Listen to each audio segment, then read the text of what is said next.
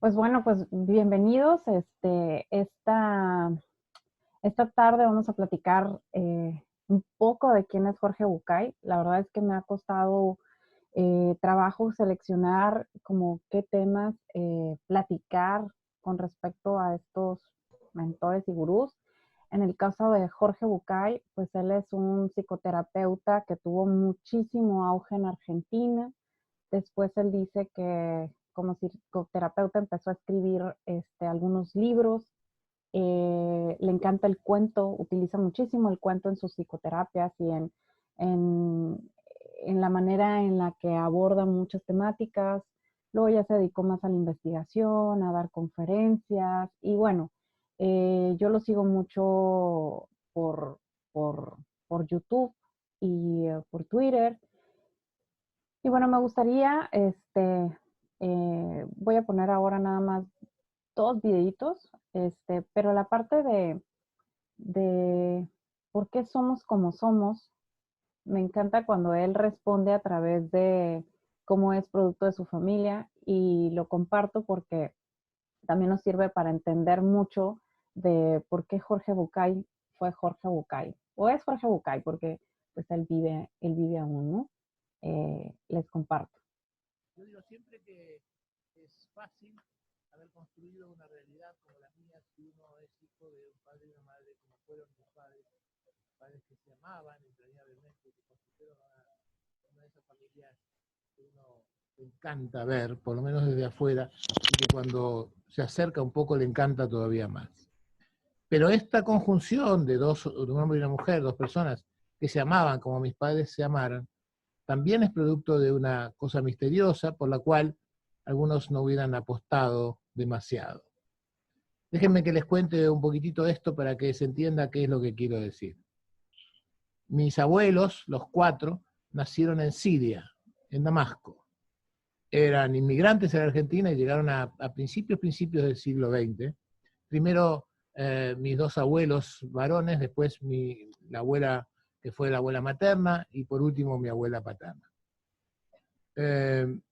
Estos dos abuelos, uno de origen árabe y otro de origen judío, se conocían en Siria donde habían ido a la escuela juntos. En aquella época la pelea entre árabes y judíos no tenía esa vigencia que hoy tiene y compartían muchos espacios, muchísimos espacios, en Argentina y en Siria y en todos los lugares.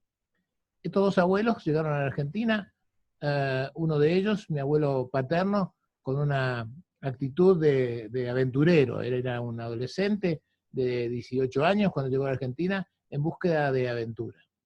Este abuelo, mi abuelo Faraj, que así se llamaba, tenía un montón de virtudes que nunca nadie conoció y un montón de defectos que ahora les voy a contar. Era bastante vago, no le gustaba nada trabajar, adoraba salir con mujeres, le gustaba el juego, la bebida, el alcohol. Era realmente una persona poco recomendable, ¿no? Lo que menos le gustaba de todo lo que hacía era trabajar, trabajaba bastante poco. De hecho, en la tumba de mi abuelo, mi abuela quería poner un cartel que dijera: aquí sigue descansando Faraj Bucay.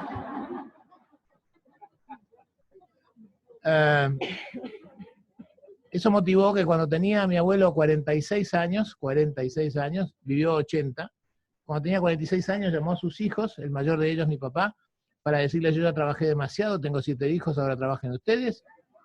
Le dio la llave del negocio y no trabajó nunca más en su vida, nunca.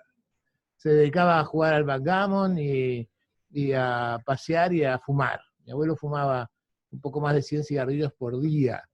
Eso lo contaba mi papá porque él le compraba las hojas de papel, él se liaba sus propios cigarrillos, ¿no? Él decía que tenía derecho de fumar mucho porque ahorraba mucho en cigarrillos, porque se los hacía él mismo, ¿no? Y además ahorraba mucho en cerillas, porque como prendía con el que tiraba, entonces él tenía derecho de fumar mucho. Pero este abuelo mío, tan poco aceptable socialmente, fue el más querido de mis abuelos. Yo adoraba a mi abuelo Faraj. Él contaba unas historias, contaba unos cuentos y siempre tenía un cuento y una historia para contarnos, ¿no? De su vida, de la vida de otros, de la vida de los amigos que recordaba él, o de su cabeza inventada, ¿no? Tenía él, entre otras cosas, como toda la gente que no trabaja, un humor excelente. No aquellos que buscan trabajo y no encuentran, que este es otro tema en el cual no nos vamos a meter. pero sí de aquellos que encuentran trabajo y no quieren. Esos siempre están de buen humor, ¿no es cierto?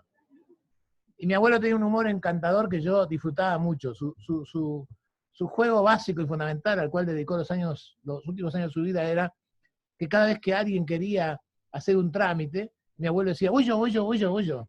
Y todo el mundo pensaba que era porque se aburría, pero en realidad él me contó alguna vez que no era que se aburría, es que eso le permitía poner en marcha una broma que él había inventado y que él disfrutaba muchísimo. Y entonces lo mandaban a hacer un trámite y entonces siempre había que llenar un formulario. Y mi abuelo hacía siempre lo mismo, se iba hasta el funcionario con el formulario en cuestión y decía, perdón, ¿me puede decir qué dice acá? Y decía, acá dice nombre y apellido. Ah, ¿y acá? Acá dice dirección. ¿Y acá? Dice, perdón, ¿usted no sabe leer y escribir en castellano? Porque mi abuelo hablaba con acento, ¿no? Y entonces mi abuelo siempre, era el momento que él esperaba, mi abuelo contestaba, escribir sí, pero leer no. Dice, ¿cómo?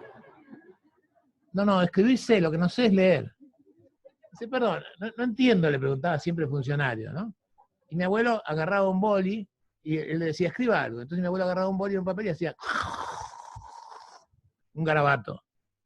Y entonces el funcionario le dice, ¿y aquí qué dice? Dice, no sé, no le dije que no sé leer. Decía,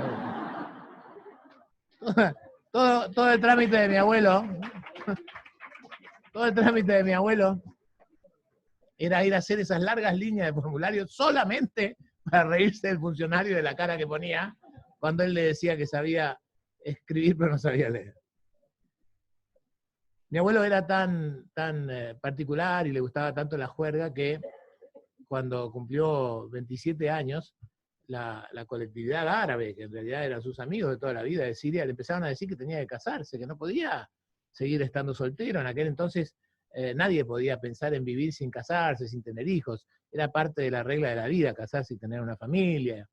Entonces le decía que en realidad no quería, porque las mujeres argentinas eran todas demasiado liberales. Y entonces le decían, liberales son las que salen contigo, que son todas las de los bares de mala muerte que tú frecuentas. Dice, sí, pero no, yo no encuentro una chica. Dice, bueno, pero tú no tenías una novia en Damasco cuando te fuiste. Dice, sí, pero eso hace como 4 años. Entonces los amigos le explicaron, mira, hay una ley en Argentina. Si tú traes a tu esposa que vive en otro país, la Argentina la embarca y la trae gratis. Era parte de la política migratoria argentina. Mi abuelo escuchó la palabra gratis. Y mi abuelo recordó algo que siempre nos decía a nosotros. Él decía, si es gratis, tómalo y después ve para qué te quiere servir, para qué te puede servir. Una actitud típica de inmigrante, por otra parte. Entonces dijo, sí, bueno, pero en principio no estoy casado. Dice, no, pero te puedes casar por vía judicial, por poder. Mandas una carta, si te aceptan, tú te casas con ella. ¿Cómo se llama tu novia? Sofía. Tú te casas con Sofía y entonces con esos papeles de casamiento la traes gratis. Dice, gratis, gratis. Dice, sí, sí, gratis, gratis.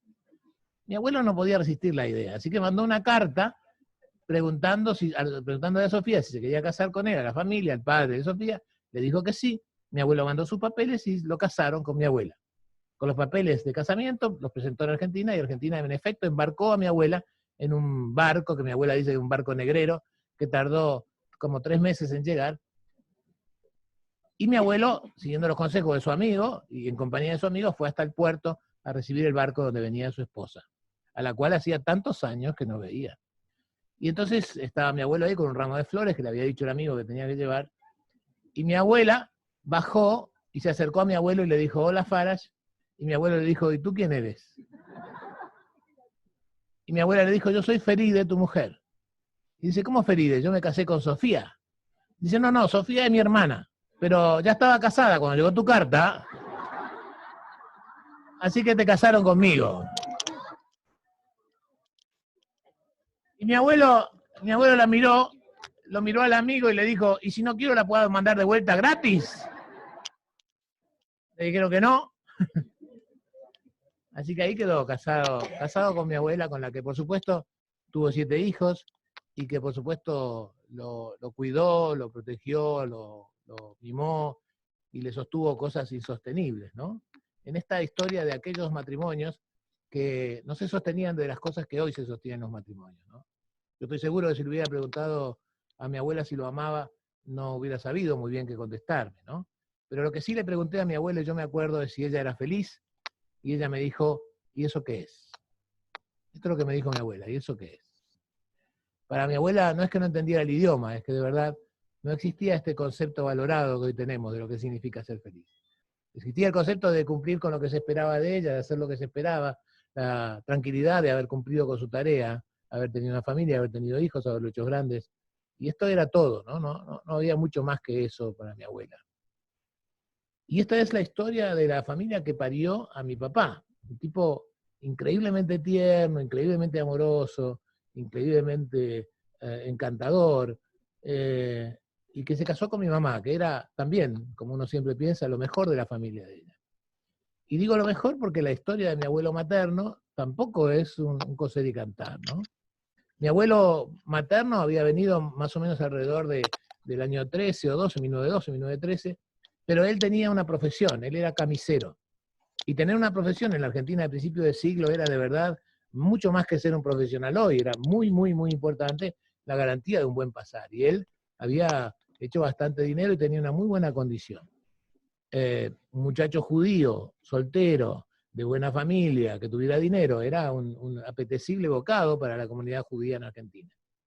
Él tenía una novia con la cual se estaba por casar.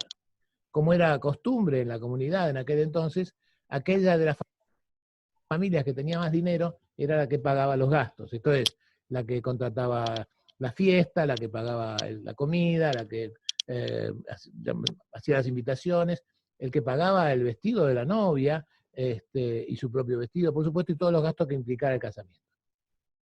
Le voy a dejar aquí, les voy a compartir un poquito el video, pero está súper interesante el cómo su abuelo paterno decide casarse con su abuela materna. Y bueno, cuenta gran parte de cómo fue su niñez, porque él se hace este, un fanático y un cuentista, ¿no? Porque Jorge Bucay, gran parte de toda su historia, de sus respuestas, siempre son a través de cuentos. Y pues bueno, nos podemos empezar a imaginar por qué se empezó a dar esto. Él además dice que cuando él era chico, su padre no era una persona de mucho dinero, pero vivían, comían bien, vestían bien, pero no había dinero para nada de regalos. Y su padre siempre lo que sí era, buscaba hasta por debajo de las piedras dinero cuando sus hijos le pedían un libro. Entonces dice que él y su hermano, pues su gran aventura siempre eran ir a las librerías y encontrar el libro más costoso o el libro más interesante que desde niños lo veían y pues ese le pedían a su padre. Entonces nos dicen, nos llenábamos de libros y desde muy chicos aprendimos a leer y leer y, y de ahí su disfrute por la lectura y por la escritura, ¿no? Este, y bueno, así en el por qué cómo somos, creo que suena interesante que nosotros hacemos, digo, a mí me sucedió que escucho a Jorge Bucay contar de sus abuelos y de estas aventuras y no puedo evitar, pues también recordar cómo fue mi historia de vida, la historia de mis padres, de mis abuelos y entender un poco de toda esta herencia y del por qué en gran medida soy como soy, ¿no? Eh, esta presentación la preparé de escuchar algunas de las entrevistas que le hacen y pues iré narrando con base en las respuestas que ha dado, ¿no? Y con mucho gusto les comparto algunos de los videos que a mí me parece que tienen mucho contenido, que genera muchas reflexiones. Y pues tiene un canal en YouTube que se llama Jorge Bucay, Jorge Oficial, y pues prácticamente todos los días podríamos despertar con algo de Jorge Bucay, ¿no? Tiene muchísimo contenido. Y bueno, él en una entrevista le preguntan con respecto a la confianza, está hablando sobre parejas, creo que uno de los temas en los que más trabajó como terapeuta es en terapia de pareja, en terapia individual, y él dice que la confianza es algo que sucede, es una entrega, no es algo que yo decida tener. Y bueno, gran parte de lo que también decía Stephen Covey, ¿no? Es el efecto del cumplimiento de promesas. Por eso es algo que yo te entrego cuando ocurre. Y Jorge Bucay dice, lo más importante sería que cuando esto ocurre pudiéramos decirle al otro que le tenemos confianza, ¿no? Y hace mucha referencia a que es el pilar más importante en una pareja, y una pareja en donde no hay confianza, pues es una pareja que no trasciende. En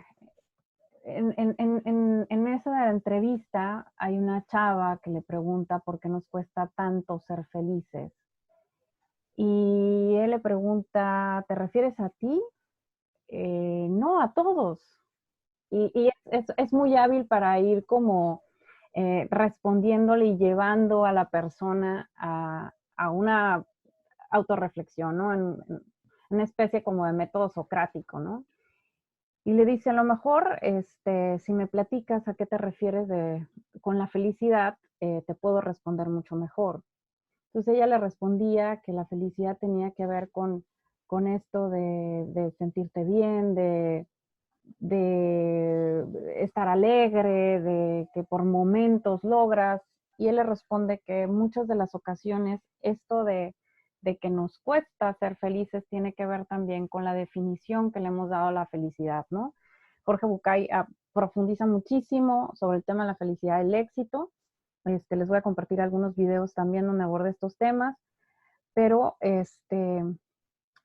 lo que trata de comunicarle en esa respuesta es que si nosotros seguimos insistiendo es que la felicidad está asociada con la alegría, en efecto se puede llegar a concluir que pues no somos felices todo el tiempo porque no estamos alegres todo el tiempo, ¿no? Y él le decía, la felicidad tiene que ver más con la armonía, con esa tranquilidad o satisfacción que surge de la certeza de sabernos en el camino adecuado. De hecho, él propone que el camino a la felicidad, tiene un libro de hecho que se llama El camino a la felicidad, tiene que ver con lo que ocurre de la piel hacia adentro, y que este camino que elegimos puede ser descubierto a través de respondernos quiénes somos, a dónde vamos y con quién vamos. Y que muchas veces esta felicidad, esta tranquilidad, esta armonía no se siente porque a veces por la persona con la que vamos elegimos el camino, o por el camino en el que voy decido quién soy. Y él dice que es muy importante respondernos en ese orden: quién soy, a dónde voy, con quién voy, para empezar a recorrer este camino de la felicidad. Y le preguntan también quién es el enemigo de la felicidad. Él siempre responde el miedo, la vergüenza y la culpa. Le preguntan quién es el enemigo del amor, el miedo, la vergüenza y la culpa. Y le preguntaba, le preguntaba a una mujer por qué nos sentimos tan culpables.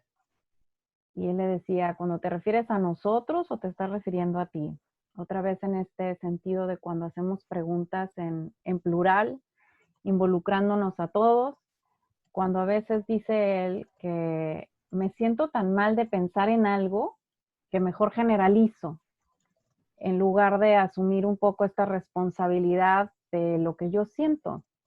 Y entonces le dice, vamos a imaginar que a ti es quien te estás sintiendo culpable, y que yo no voy a ser tan cándido contigo y que voy a ser honesto con esta respuesta. Y le dice que la culpabilidad es una exigencia en el otro, es una proyección de la culpa que realmente siento yo por una autoexigencia. Él dice que la culpa se genera porque nos ponemos en el lugar del otro y decimos, híjole, es que si el otro hubiera hecho esto, o sea, si yo le hubiera hecho esto al otro, me sentiría mal conmigo mismo. Entonces viene la culpa. Y le preguntan, bueno, ¿cómo podemos hacer para disfrutar más de la vida? Y él dice, no hay que hacer nada. La realidad es que la vida es como si fuera una pendiente en donde vamos con un auto, y en ese auto lo único que hay que hacer es dejarnos llevar y simplemente hay que quitar el freno. La cabeza nos puede ayudar a ser mucho más eficientes, ¿no? Asociándolo con algunas enseñanzas de una tía psicóloga, Celia. Ella dice que la cabeza es de darle vueltas a las cosas, pues es el ego, ¿no? Que el ego, guiado por el miedo a veces, nos quiere conducir por ciertos caminos. Entonces Jorge Bucay dice, dejar de pensar y escuchar más a nuestras emociones y sentimientos, eso es quitarle el freno y, y esto nos conduciría a vivir una vida más, más feliz. En otra entrevista, inicia diciendo que la educación es la solución a los problemas. Y me parece súper interesante porque él dice no a todos los problemas, pero sí a la mayoría de los problemas que se viven en la actualidad. Y menciona que en el 2005 la ONU informa a través de un Bernardo que trabajó en UNICEF que el 80% de los presos de todas las cárceles del mundo son analfabetos. El 80% de todos los presos del mundo. Y platica de un proyecto en el que trabajó en Durango. Él vivió algunos años aquí en México. Bueno, ese dato no sé si vivió en México, pero estuvo trabajando en Durango, en cárceles para jóvenes de 15 a 20 años, y trabajó en un proyecto donde gran parte del proyecto de investigación tenía que ver con facilitar educación a los chavos que estaban ahí en la cárcel. Y algunos estudiaron la secundaria, otros la prepa, e incluso a algunos se les gestionó para que pudieran estudiar la universidad. Y la estadística en ese momento era que el 65% de los que cumplían su pena y salían, a los 3 años regresaban a la cárcel. Y que después de hacer este proyecto de educación, el 90% de las personas que estudiaron no volvieron a delinquir. Y me pareció súper interesante, además de saber que estaba trabajando él en Durango, y dice, estos datos están visibles, están disponibles, ya quien no quiere ver esto, pues es otro tema, ¿no? Y bueno, en una entrevista también le preguntaban si los problemas son los mismos en la humanidad ahorita que hace cientos de años, ¿no?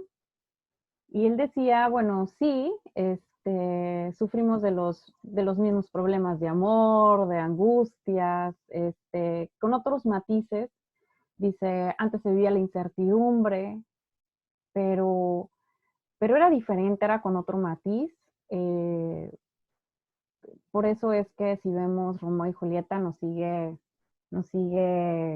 entristeciendo, doliendo, porque los temas son universales a través del tiempo. Lo único es que dice, hoy es mucho mayor la angustia hacia la incertidumbre que muchos años atrás, ¿no? La incertidumbre hace 40 años, pues era con respecto a la cosecha, ¿será que se da la cosecha o no? Y ahora ya estamos pensando en si aquel cohete que lancen a la luna, y ya son otro tipo de angustias las que se viven día con día, ¿no? Le preguntan sobre la rebeldía y bueno, este entrevistador le preguntaba que si era tan positivo que ahora los hijos se rebelaran a los padres, ¿no? Que no era como antes. Y él le decía, ¿a poco tú estás de acuerdo en que un hijo se rebele ante sus padres, no? Y él le decía que no había nada peor que esa rebeldía que él acababa de tener incluso con su hijo, que lo invitó a los golpes, ¿no? Al padre. Y él decía, sí hay algo mucho peor que la rebeldía, que es la obediencia. Imagínate tener un hijo que siempre hace lo que tú dices y que nunca te cuestione. Dice, de hecho, recuerdo cuando a mi padre a veces me decía, ¿por qué me preguntas qué debes de hacer si al final del día haces lo que se te da tu gana? Y él le respondía a su papá, porque descubro qué es lo que verdaderamente quiero.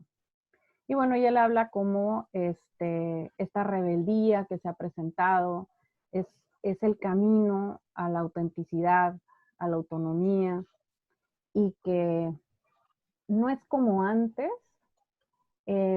Hoy, él dice, descubro que es mucho más sencillo asumir la responsabilidad de nuestra vida, producto de estas rebeldías.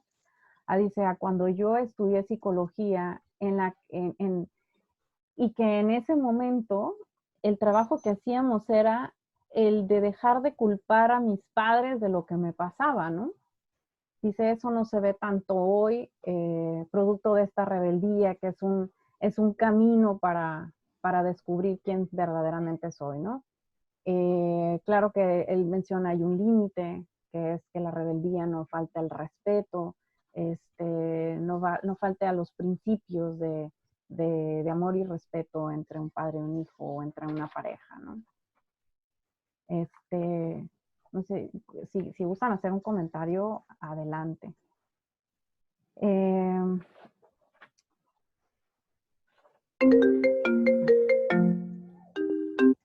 perdón. ¿Dónde se escondió? Él habla un tema sobre las parejas y sobre las discusiones. Me encanta. ¿Qué? No, se me olvidó, perdón. Él habla sobre un tema súper interesante, que es sobre los grandes maestros que somos en las discusiones de pareja. El entrevistador le pregunta por qué considera que las discusiones entre parejas se convierten en grandes enseñanzas. Y él empieza a explicar cómo es que tu pareja es tu espejo y dice que tu pareja te puede ver de una manera que tú no. Y dice, imagínate, tú toda la vida has podido verte las manos, te has podido ver tu hombro, conoces bien tu pie, tus dedos, tus piernas, puedes verte prácticamente todo.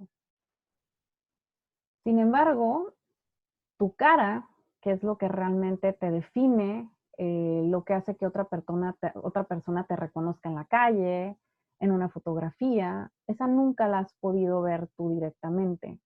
Siempre has utilizado un espejo para poder ver y reconocer tu cara. Me encanta como esta metáfora que él utiliza, ¿no? Entonces, el verdadero conocimiento que logramos de nosotros tiene que ver con lo que otros nos han permitido conocer de nosotros mismos. Claro que la pareja es una persona que nos conoce mucho y nos vamos a permitir conocernos más a medida que ese espejo, que puede ser nuestra pareja o alguien, pues muestre una imagen muy fiel de quiénes somos.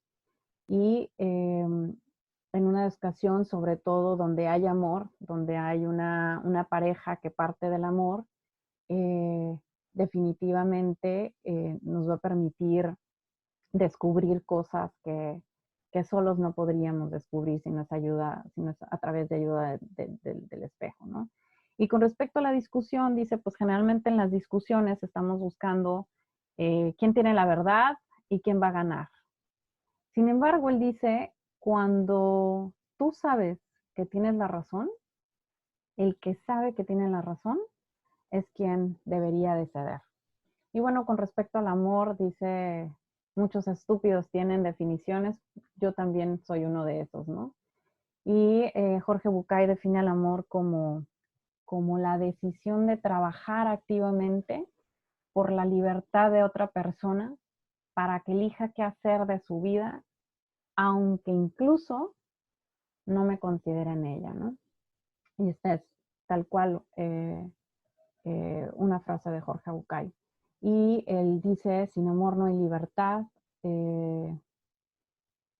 en una discusión incluso, el amor nos debe conducir a estar siempre en esta conciencia de una relación de pares. Él dice que el amor es esta medida que nos permite nunca estar por debajo ni nunca estar por encima. Y eso es a lo que refiere con sin amor no hay libertad. Y también menciona esta frase de Zinker que me encantó: la alegría por la simple razón de ser tu existencia, eso es el amor, según Zinker. Y bueno, habla de muchos temas Jorge Bucay, de todos los temas hablado, del miedo, de la incertidumbre, de la angustia, de cómo eliminar el miedo, de cómo encontrar el sentido de tu vida, y N cantidad de preguntas que se le han hecho. Aborda muchos temas. Una vez le preguntaron qué hacer para resolver esta crisis económica, eso hace algún tiempo, y él decía, esto que estamos viviendo no es una crisis, porque la crisis como tal, y empieza a definir lo que es una crisis, dice, la crisis es una palabra que proviene del griego, que significa kriptos, que significa decisión. La crisis es un momento de decisión, es un momento que llega, ocurre, porque lo que funcionaba ya no funciona más. Y entonces el paradigma que yo tenía ya no es vigente. Dice, y es un momento que ocurre en el que yo puedo decidir hacer o no hacer, es válido, y dependiendo de lo que hagas, la crisis puede volver a ocurrir o no, o te van a volver a pasar o no, a partir de estas decisiones que vas tomando. Dice, crisis también en chino son como dos palabras que coexisten en un mismo momento.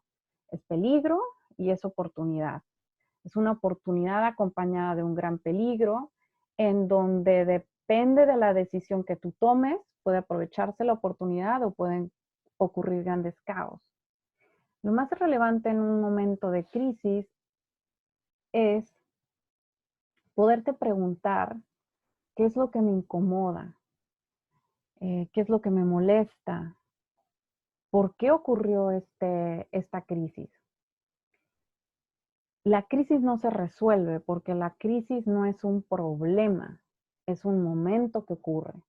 Sin embargo, después de que tú te haces estas preguntas con respecto a qué me mueve, qué me incomoda, qué me molesta, qué es lo que dejó de estar vigente, puedes convertir en un problema esto y entonces sí solucionarlo. Y con respecto al tema entonces de si estamos viviendo una crisis económica, yo diría que no. O sea, esto que estamos viviendo no tiene que ver con algo que podamos decidir y transformar los efectos de lo que estamos viviendo. Tiene que ver con una ideología, con algo que proviene de hace muchos años, que es mucho más complejo que la crisis.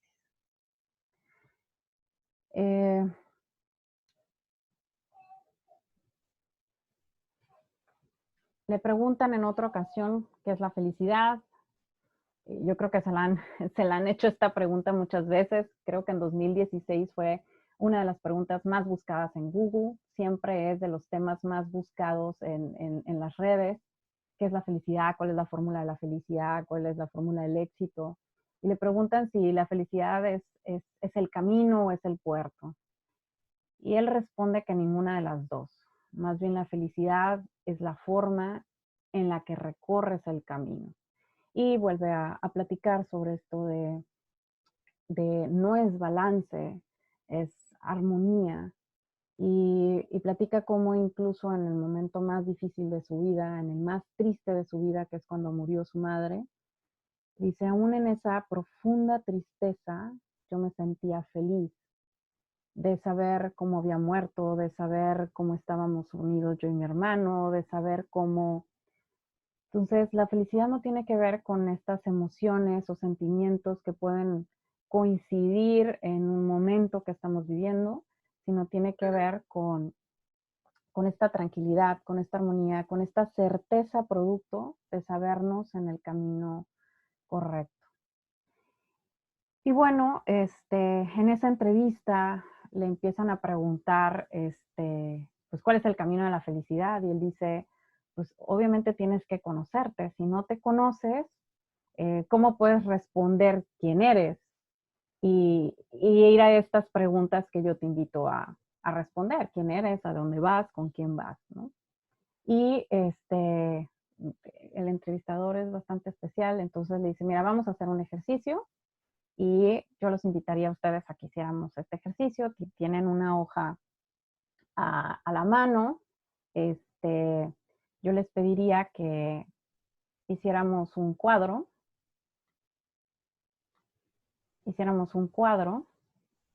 Y pusiéramos estas escalas del 0 al 100 en la línea horizontal superior y del 0 al 100 en la línea vertical del lado izquierdo. Y bueno, me gustaría que hiciéramos este ejercicio seguido por Jorge Bucay. Y dura 2-3 minutitos. Si lo podemos seguir. Vamos a poner un 0. Arriba y a la derecha un 100. Abajo y a la izquierda un 100. Y esto va a quedar así. 0, 100, 0, 100. Sí. ¿Está bien? Sí. Para guiarnos vamos a poner en la mitad de este 50 solamente como referencia, que no es importante. Y vamos a imaginarnos que estos dos 0 a 100 son dos escalas. De 0 a 100 y de 0 a 100. Sí. En esta escala horizontal, yo voy a hacer una pregunta, y en esta escala vertical voy a hacer otra. Son las dos únicas preguntas que voy a hacer en este ejercicio. Pero voy a poner dos condiciones. Ojo con lo que vas a preguntar, porque ya me estoy poniendo mal. Me voy a largar a llorar como un pelotudo. Ojo. Sí, yo le voy a pedir a la cámara que no tome lo que va a hacer, lo que va a hacer Alejandro acá, o al revés, que sí lo tome. De 0 a 100. Sean sinceros. Y ustedes que están aquí en el piso, háganlo, me parece un ejercicio interesante. Si no tienen papel y lápiz, háganlo en la cabeza, pero háganlo. De 0 a 100. Les voy a pedir dos cosas para esto. Primero, que no se copien de lo que está haciendo el vecino, que no se vale. Y segundo, les voy a pedir que sean sinceros. Este es un ejercicio personal. Si uno se miente, entonces el ejercicio no va a decir nada. De 0 a 100. Yo la voy a contestar primero y después ustedes, para que no se copien, pero para decirles qué quiero decir. No contesten todavía hasta que yo no les explique qué es la pregunta. De 0 a 100. ¿Cuánto me importa de verdad lo que los demás opinan de mí? No hagan nada todavía.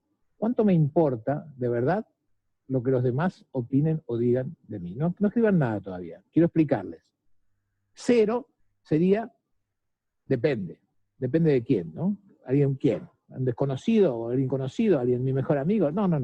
Vamos a pensar en el grupo social intermedio. Estos que no son ni mi mejor amigo, ni una persona que no veo nunca. Un grupo social intermedio, así se llama. De esta gente, ¿cuánto me importa de verdad lo que digan de mí? 0 sería, bueno, si no es mi amigo no me importa nada, no me importa. Que diga lo que quiera, no me importa nada.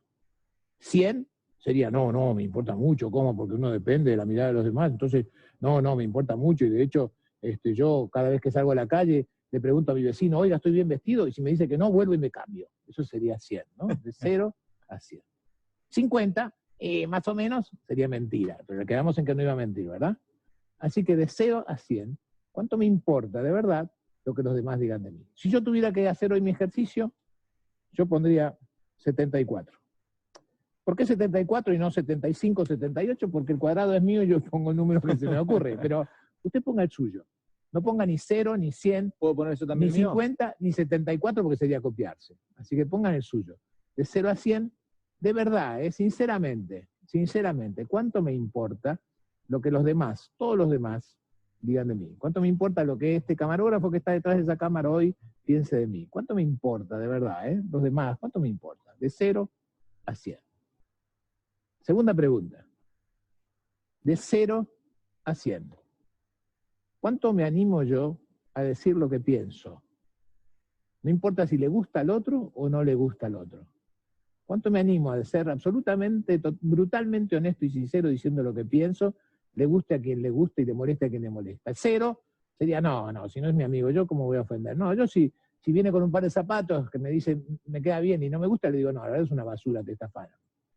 100 es, no, yo siempre digo lo que pienso, porque yo he hecho terapia muchos años y mi terapeuta me dijo que cuando uno siente algo hay que decirlo, porque si no la vena se te revienta acá y te agarra la úlcera, entonces hay que decir todo lo que uno piensa, y yo he gastado mucho dinero en terapia, así que yo le digo todo lo que se me ocurre. Eso sería 100.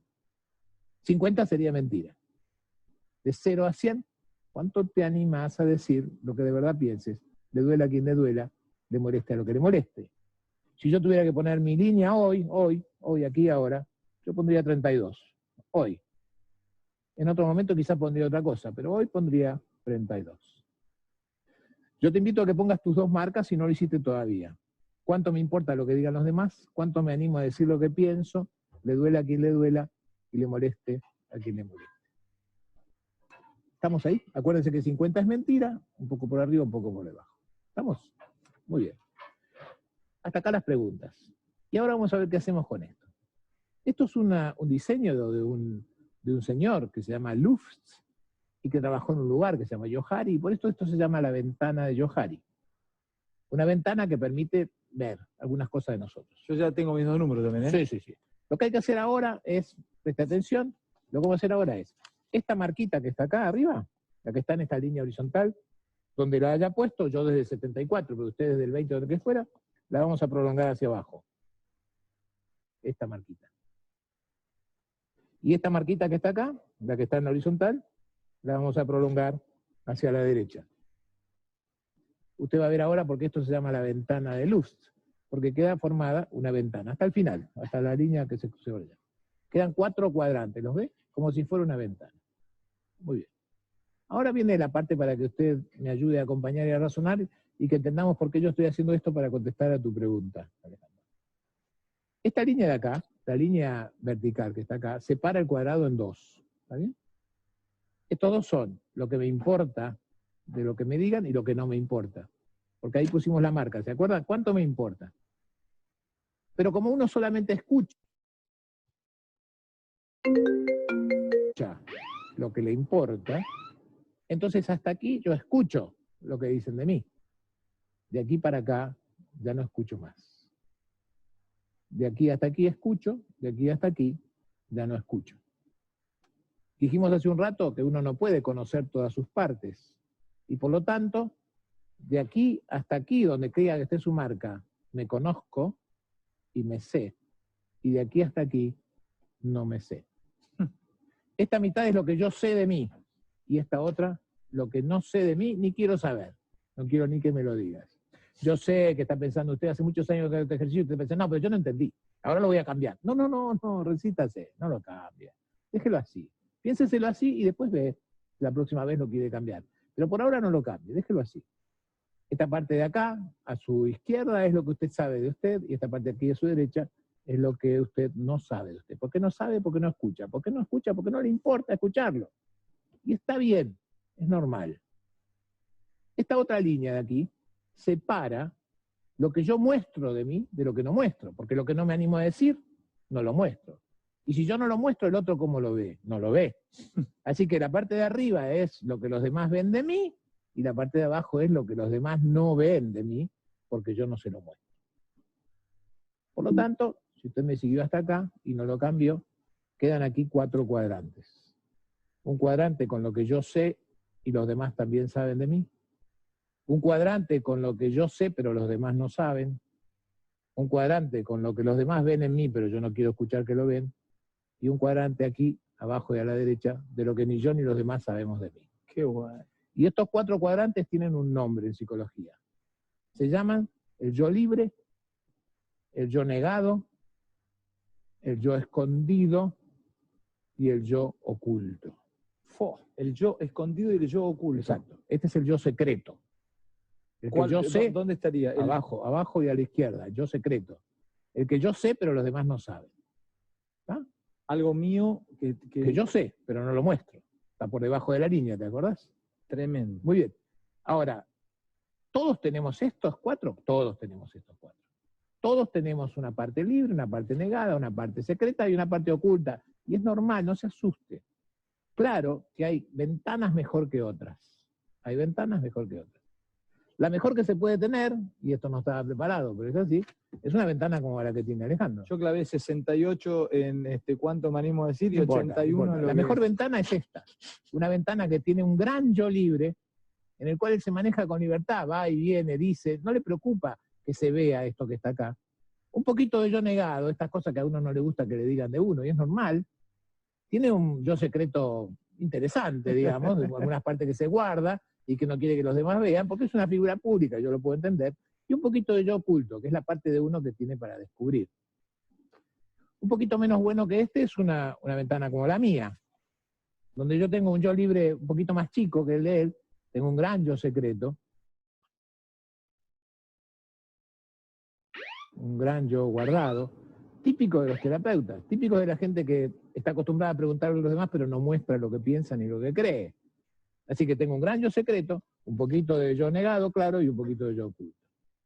También podría ser que yo tenga un gran yo secreto, ¿no? Son estos que son como espías de vacaciones, ¿no? Que te preguntan tu opinión, pero nunca te dicen la suya, que viven haciendo estas cosas de guardarse, de ser intrigantes e intrigosos.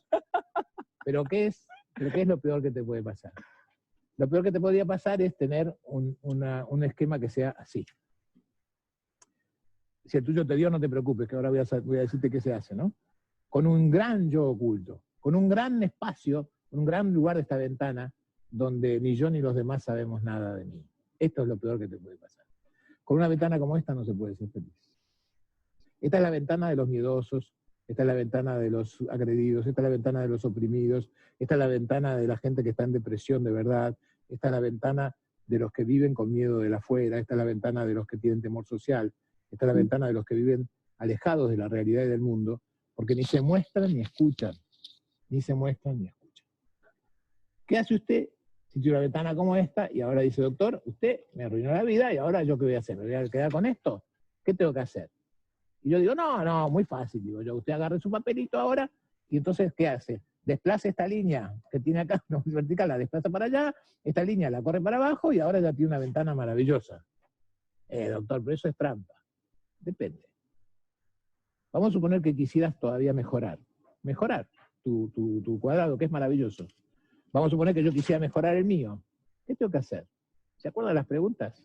¿Cuánto me importa lo que los demás digan de mí? Qué bueno sería que empiece a importarte. Si pusiste 10, porque dijiste, no me importa, ¿por qué no empezar a escuchar, no? ¿Por qué no empezás a abrir un poquito tu ventana? ¿Por qué no empezás a escuchar? Escuchar y que te importe no quiere decir obedecer. Escuchar y que te importe no quiere decir someterse a la opinión del otro. Bucay, eres un idiota. Y yo escucho. No es que tengo que decir ahora, soy un idiota. No, escucho. Y entonces me pregunto, ¿soy un idiota yo? Y me contesto, y sí, en algunas cosas, la verdad que soy un idiota. Entonces le digo, ¿sabes qué? Tienes razón, en algunas cosas soy un idiota. Y otro me dice, no, en algunas cosas no, sos muy idiota. Entonces yo digo, soy tan idiota, porque yo escucho, ¿no? ¿Sos tan idiota? Digo, no, tanto no. Y si yo no soy tan idiota, ¿por qué él me lo dice? Es una proyección. Y me quedo lo más tranquilo. Pero escucho. Y hay que escuchar. ¿Y cómo hago para correr esta línea? Animándose a decir lo que tengo que decir. Animándole a decirte lo que pienso y lo que creo. Pagando los precios que eso significa. Pero así como escuchar no quiere decir obedecer, decir no quiere decir ser cruel. No hace falta ser cruel. Puedo ser cuidadoso cuando digo las cosas. Un amigo mío, Eduardo, un día fue a ver a una amiga nuestra, María Lidia, que acababa de tener un bebé. Y la niña había nacido con un forceps tardío, tenía realmente una cara deformada por el forceps, una marca del forceps, él dice, tenía un ojo por acá y otro por allá. Era realmente un monstruo, una laucha, dijo él, apretada contra un parabrisas. Y cuando llega la madre, porque es la madre que tenía el bebé en brazos, dice, ¿no es hermosa? Y mi amigo pensó, ¿y qué le dijo? Yo no le puedo decir es preciosa, porque mañana me va a decir sos un mentiroso, me mentiste, me engañaste, ¿cómo me haces una cosa? Tampoco puedo decirle es un monstruo, ¿no? Entonces le pregunté, ¿qué hiciste? Y le dije, es igualita a ti.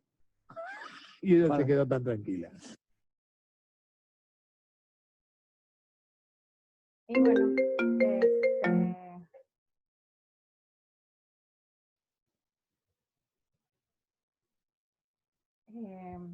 termino con esto diciendo que, bueno, le dice la ventana Johari, es una de las N herramientas que existen para ir descubriéndonos un poco. Y me encanta que termina diciendo la luz que entra por tu ventana, entra por el yo libre. Bueno, este es un poquito de recorrido de Jorge Bucay. Hay mucho que escuchar, mucho que entender. Espero estar haciendo una interpretación lo más fiel a lo que él nos comparte. Pues sin embargo, pues es mi interpretación y es con lo que yo me he quedado. Digo, son pocas cosas. Hoy esto fue un resumen de 2 entrevistas que escuché de él, pero bueno, hay cosas súper interesantes cuando platica sobre el por qué ahora hay tanto miedo al compromiso, etcétera, ¿no? Hay muchas, hay muchas cosas que trabajar y que aprender. No sé si hay alguna duda o comentario.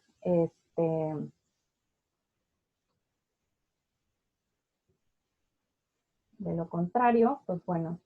Pues nomás agradecerte, Carla. Gracias. También de mis favoritos en esta área que me encanta. Muchísimas gracias. Me encantó estar este rato contigo y con los demás. Aportas mucho, siempre, Carla, en tus intervenciones. Muchísimas gracias. No, al contrario, gracias por la escucha, como dice Lisette, por su tiempo. La verdad es que me emociona poder compartir un poquito de esto todos los días. Está haciendo, le comentaba a Genoveva, como terapéutico también, porque me despierto como queriendo aprender algo nuevo de quien vamos a presentar, y pues me encanta, les agradezco muchísimo que quieran estar aquí, y bueno, en alguna ocasión pues también adelante si quieren compartir de algo de alguno de sus mentores o sus gurús. A mí también me encanta Bucay. Y sí, ha sido muy, muy enriquecedor todas estas sesiones que hemos tenido, todo lo que nos has compartido, y ojalá, y digo, finalmente en apariencia hasta ahorita nos falta todavía un mes más, y ojalá te animes a continuar con algunos temas. Sí, gracias. Espero hacerlos cada vez más cortitos, pero hay algunos que pues quiero, que digo, bueno, pues qué mejor que Jorge Bucay lo diga, ¿no? Pero pues el tiempo se prolonga mucho, entonces voy a tratar de organizar mejor también los videos y compartírselos con tiempo para que se puedan hacer las sesiones más cortitas, ¿no? Pues muchísimas gracias, les mando un abrazote y pues nos vemos el lunes. Yo creo que la siguiente semana las sesiones las voy a programar para la tarde, como esto a las 7 de la tarde. No sé si se está dificultando a las 12:30 para algunos, entonces quisiera intentar a las 7 de la tarde, no sé cómo la ven, y pues nos vemos la próxima semana a las 7. Por mí está bien, gracias. Bueno, gracias, bye bye. Bye.